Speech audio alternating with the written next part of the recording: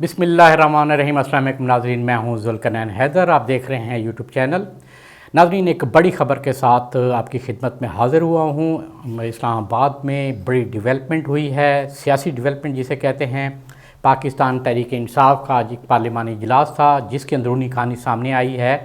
और उसके जो नुकात हैं वो इंतहाई अहम हैं कि लफ्ज़ ब्लैक मेलिंग तक चले गए हैं कि आज वज़ीर आज़म को ये कहना पड़ा है, परवेज़ खटक वज़ीर दिफ़ा को,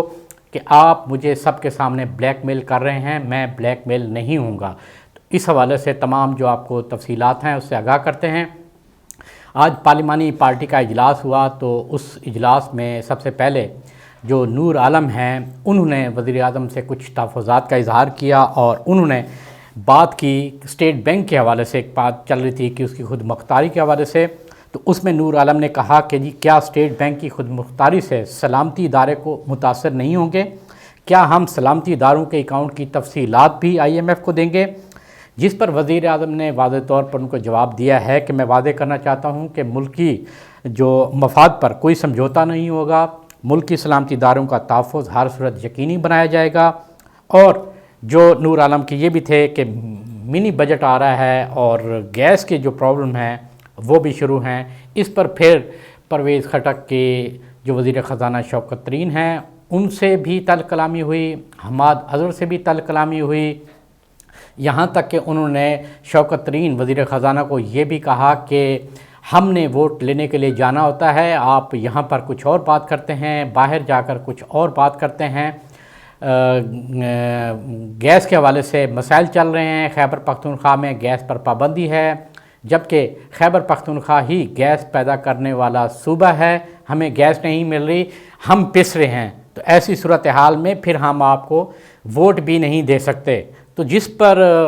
वज़ीर आज़म इमरान खान भी आज गुस्से में आए और उन्होंने परवेज़ खटक को भी जवाब दिया कि आप सबके सामने मुझे ब्लैकमेल करने की कोशिश कर रही हैं। मैं बिल्कुल ब्लैकमेल नहीं होऊंगा क्योंकि मैं मुल्क की मफादात की लड़ाई लड़ रहा हूँ। मेरा कोई ज़ाती मफाद नहीं है, ना तो मेरे कोई कारखाने चल रहे हैं, ना ही मेरा कोई कारोबार है। तो मैं हर रोज़ आपको बुलाता हूं और फाइनेंस बिल के हवाले से कहता हूं कि आप वोट दें। IMF से भी यही बात कर रहा हूं हर रोज़ कि टैक्स में कमी करें ताकि लोगों को रिलीफ दिया जा सके, मगर क्योंकि इस वक्त मुल्क की माशी सूरत हाल ऐसी है जिसकी वजह से हमें कुछ मुश्किल फ़ैसले करने पड़ते हैं और वो हम करेंगे। इसी तरह परवेज़ खटक के हमाद अज़हर से भी सख्त जुमलों का तबादला हुआ कि आप गलत बयानी करते हैं। यहाँ तक हुआ कि जब हमाद अज़हर बोलने लगे इजलास में 2011 से शुरू करने लगे कि ये गैस की क्या सूरत हाल थी, तो उन्होंने आगे से कहा कि हमें वो बात बताएं, आप ये तकरीरें हमें ना सुनाएं, वहाँ से शुरू ना करें, आप ये बताएं कि गैस कब मिलेगी, कैसे मिलेगी। इस हवाले से तो जब तल कलामी हुई तो वज़ीर आज़म इमरान खान भी उठकर जाने लगे और उन्होंने जाते जाते ये कहा कि अगर यही सूरत हाल रही तो फिर मैं अपोजिशन को दावत दे देता हूँ कि वो आए और हुकूमत बनाए, तो हम हुकूमत छोड़ देते हैं। खैर फिर वज़ीर आज़म इमरान खान तो रुक गए, मगर उसके बाद परवेज़ खटक जो है ये कहते हुए उठ के चले गए कि अगर यही हाल है तो फिर मेरा यहाँ पर बैठना नहीं बनता। वो उठ के चले गए। उसके बाद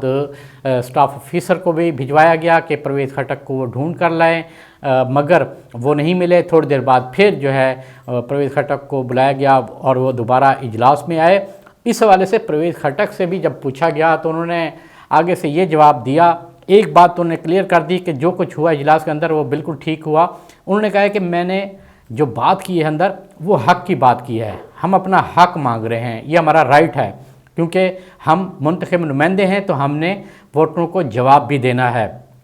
जहाँ बात हुई कि जी तल कलामी हुई है, उस पर उन्होंने कहा कि जी मैं कोई तल कलामी नहीं, मैं उठकर इसलिए गया था क्योंकि मैं सिगरेट पीता हूँ और सिगरेट पीने के लिए ही मैं बाहर चला गया। बहरहाल उसके बाद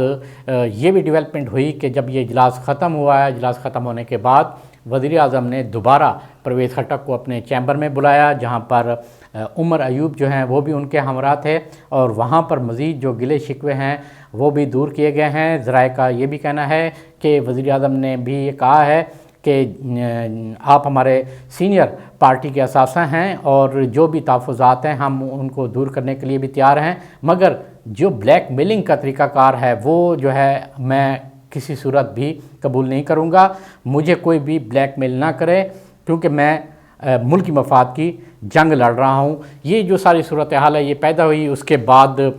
صاف ظاہر ہے یہ خبریں تمام ماس میڈیا پر بھی آنا شروع ہوگی۔ حکومت کی طرف سے بار بار جو ہے وہ تردید کی جا رہی ہے، مگر سوال یہی ہے کہ یہ خبر تو پارلیمانی اجلاس کی جو ہے ان کے اپنے ہی ارکان نے دی ہے، تو اس سے ایک چیز تو واضح ہو گئی ہے کہ پاکستان تحریک انصاف کے اندر خاص طور پہ جو معاشی صورتحال ہے اور جو منی بجٹ لایا جا رہا ہے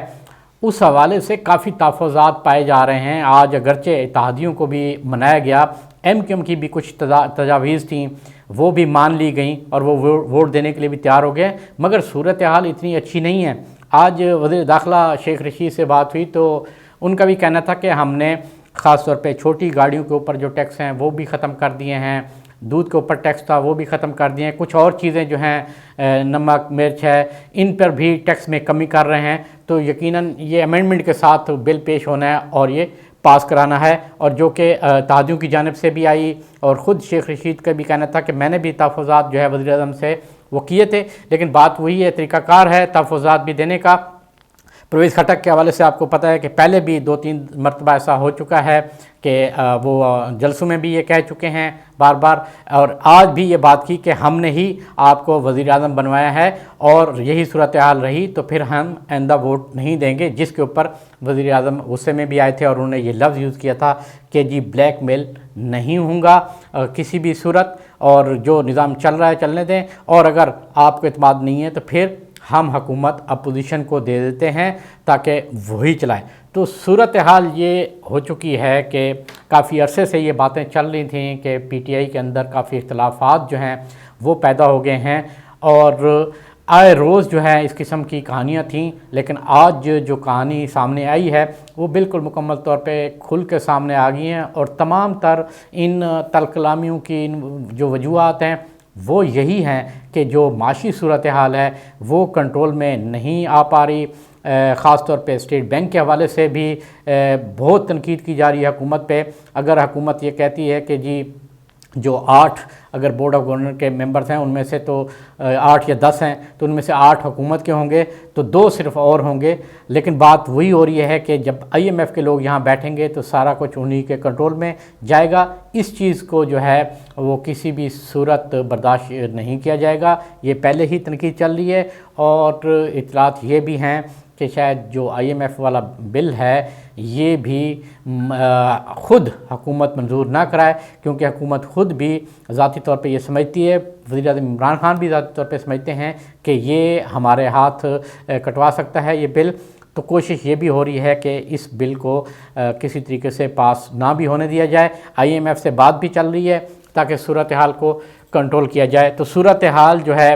وہ اب سیاسی وہ دن بدن جو ہے وہ تبدیل ہوتی جا رہی ہے۔ اگر دوسری طرف اپوزیشن جو ہے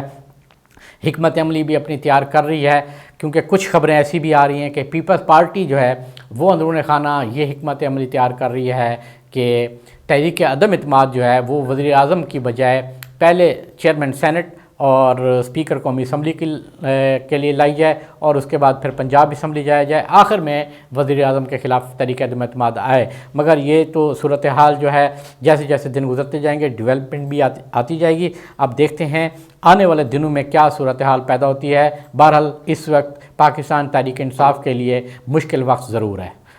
اب تک کی جتنی بھی خبریں تھیں اس حوالے سے مجھے اجازت دیجیے، انشاءاللہ نئی بڑی خبروں کے ساتھ پھر حاضر ہوں گا، تب تک کے لیے اللہ حافظ۔